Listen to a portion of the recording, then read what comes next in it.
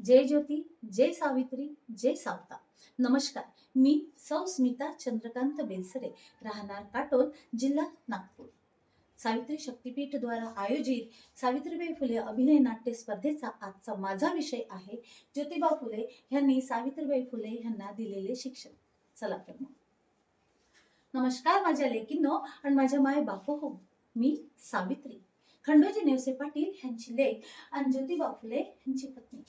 विवाहानंतर आपल्या समाजावर असलेला गुलामगिरीचा काळा डाग कसा पुसून टाकता येईल आणि आपल्या समाजाला स्वाभिमानाने कसं जगता येईल याच विचारात धनी सतत असायचे। आणि असाच विचार करत असतानाच धनी एक दिवस मिस फेरावर बाईच्या शाळेत गेले असता त्या बाईंनी धनींना स्त्रियांना शिक्षित करण्याची प्रेरणा दिली आणि झालं धनी घरी आले आणि घरी येऊन मला म्हणाले, ये साऊ अशी माझ्या समोर बैस। मी तर बाई लाजेने शहरले, इकडे तिकडे पाहिले, कोणी नाही हे पाहून अदबीने धनी समोर येऊन बसले। तेव्हा धनी मला म्हणाले, साऊ तू लिहा वाचायला शिकशील? मी जरा खुदकून हसूनच म्हटले, हो मी तर अनाडी अक्षरशत्रू म्हणून का माझी थट्टा करताय होय?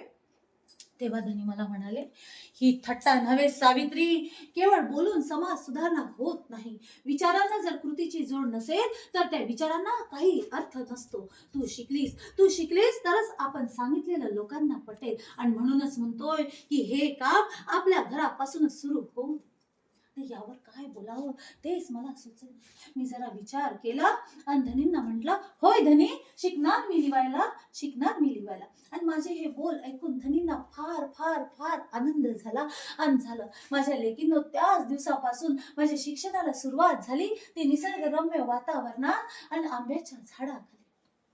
मला लिवायला पाटी होती ती मऊ मऊ मातीची, लेखणी होती ती वाळलेल्या झाडाच्या काड्यांची आणि धनींच्या सहवासात मी आ ई गिरवायला लागले होते। धनी माझे गुरु आणि मी त्यांची शिष्या झाले होते। पण माझ्या लेकींनो त्या काळात स्त्रियांनी शिक्षण घेणे हे एवढे साधे सरळ सोपे नव्हते। स्त्रियांनी शिक्षण घेणे हे महापाप समजले जायचे, निषिद्ध समजले जायचे। पण तरीही मी डगमगले नाही। स्त्रियांनी काढलेल्या अक्षरांच्या अड्या होऊन त्या पुरुषांच्या पात्रात पडतात असा गैरसमज त्या काळात होता।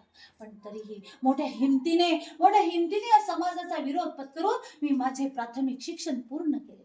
एवढेच नाही तर धनींनी 1846-47 मध्ये माझा दाखला मिचेलबाईच्या नॉर्मल स्कूल मध्ये शिक्षिकेचे प्रशिक्षण घेण्यासाठी करून दिला होता आणि मी सुद्धा ते प्रशिक्षण पूर्ण केले। आणि अशा रीतीने धनींनी मला शिकवले, माझ्या या क्रांती सूर्याने मला शिकवले आणि म्हणूनच आज मी तुमच्या समोर एक आदर्श शिक्षिका म्हणून उभी आहे। होय, खरंच विद्या हे धन आहे रे श्रेष्ठ साऱ्या धनाहून, तिचा साठा जयापाशी तो ज्ञानी मानती जन, धन्यवाद।